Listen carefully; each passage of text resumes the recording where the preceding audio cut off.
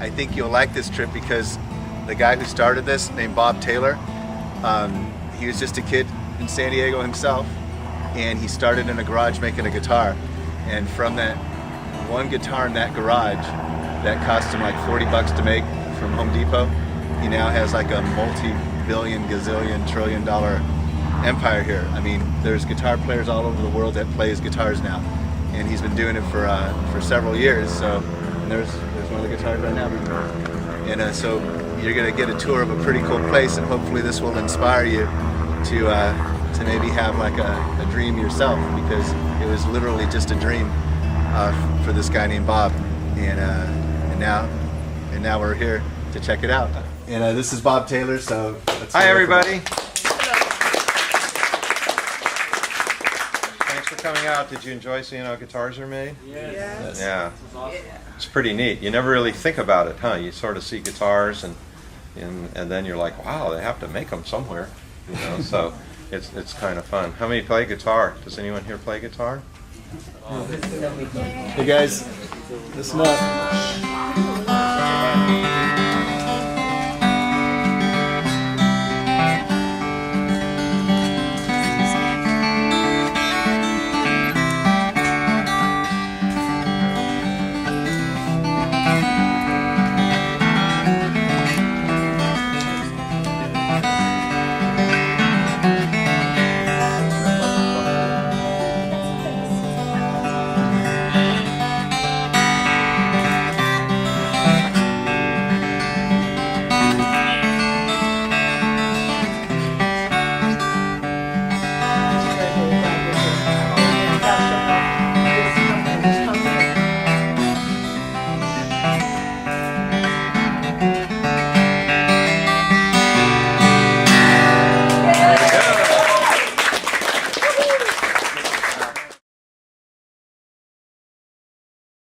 I got my first guitar when I was in third grade, and it was just a little guitar I bought for $3 from a friend, and I played it, but I got interested in how it was made, and so one day I took my dad's saw and I sawed the body off the neck, and I went down to the boys club, and I wanted to make an electric guitar like this out of it, you know, and I worked on it and never really finished it. I was a little bit too young for that to happen. And then by the time I was in high school, I was taking a lot of shop classes, and I wanted to buy a guitar, but I didn't have any money to buy one, so I decided I would make a guitar in wood shop. So I did, and like partway through that first guitar, I just fell in love with doing it. So if there's something you're doing right now that you really love to do, if it's art or music or math or reading or writing or anything, just do it. Just do it all the time. Don't ever quit doing it, and you can maybe turn it into the love of your life, which is what happened to me.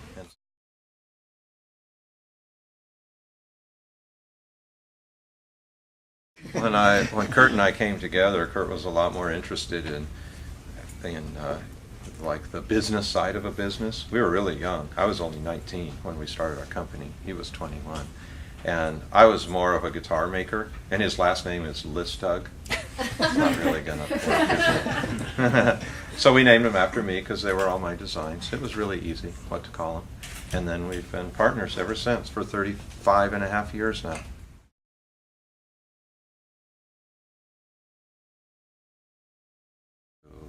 There was this movie about Neil Young called Rust Never Sleeps, and they showed it. It was one of his concerts, and they showed it in the theaters, right? So it was like just a movie of a concert.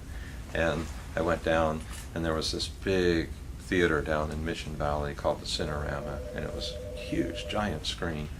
And I went down there, and he was playing one of my guitars through like the whole movie. And it was like, whoa, man, that's awesome. Like my big hero playing a guitar when I'm 21, so that was neat.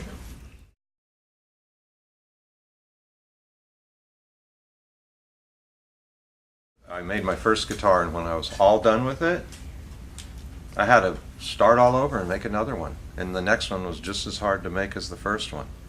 I didn't really, it was almost like paying rent. You know, a lot of people say you pay rent for a year and you don't have anything, but if you bought a house, you actually have paid for that house a little bit, and you're closer to owning it.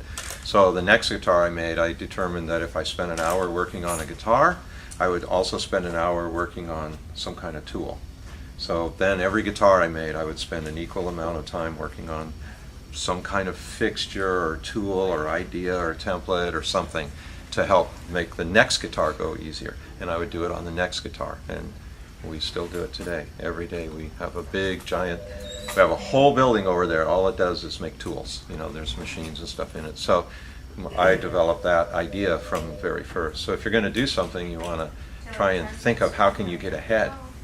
You know, because you don't want to just do something over and over and over and over and over again.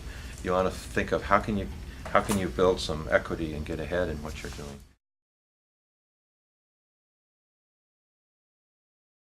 We have maybe 20 people over in the building, and we're working on designing guitars all the time. And then every time we design a guitar on purpose, we stretch and make a new method of making it. We try out something new. So maybe 90% of what we do will be just like, we can do that with our hands tied behind our back. It's just a new guitar. But then we'll pick a portion of it that we push the envelope on. And that little 10% will be more work than the other part. But then when we're done, we'll figure out something new. That's how you figure out how to paint a guitar with a robot, you know, or make a machine do something, or have some kind of technique that really helps. You have to fight through that. You have to struggle through it. It's not easy, especially with this, because there's no one in the outside world that can tell you how to do it. You have to figure out all on your own.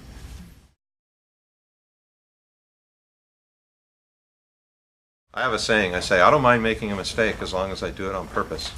And so there are a lot of times that we try things that we think might not work, but we're going to try them anyways because there might be some benefit to it. We try not, and if you do kind of screw up, you need to learn from it. But if you don't make mistakes, there's a lot of things you just do that are just like, that was stupid, why did I do that? And the best thing is don't defend it, and don't get yourself, I've seen a lot of people just lose lose everything that was cool about them because they want to end up defending themselves all the time, you know? So if you do some work and it kind of like sucks, just admit it and move on. You know, learn from it and get better. Yeah, it's real beneficial.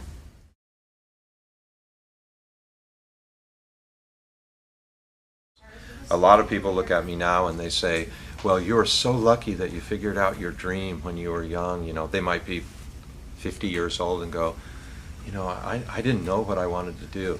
But I think that everybody here has one or two times in their life where they know what they want to do.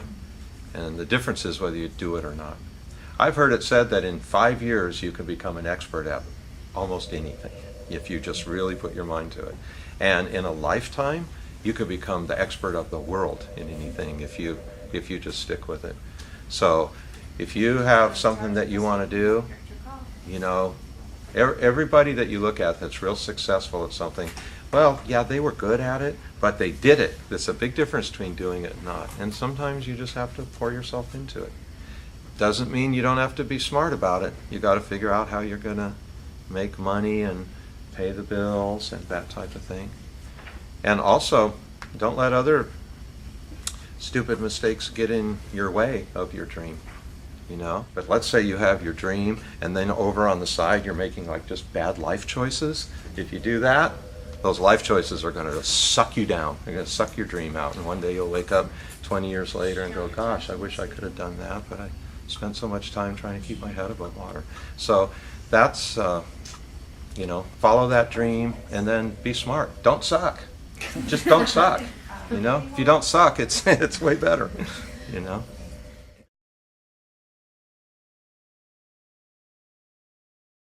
Well, this is a nice place to work. First of all, I figure, hey, we're making guitars. We shouldn't screw that up because it should be a happy business here. We make a happy product, but we try to just let people do their job here. I don't try and micromanage too much. I certainly have an opinion, and I like to direct the way things should go. But we're just here to serve our customers and to do a good job. We're real serious about our work, but we're not all that serious about ourselves. Cool. We take ourselves lightly. We take our work seriously. My dad was in the Navy. I lived in San Diego because my dad was a sailor. So I grew up. So thanks to Bob and congratulations. Thank you so much. And Also, we got to thank Susie. Thank you, Susie. Thank you, Susie. Very welcome. We have a little gift party for you too. So.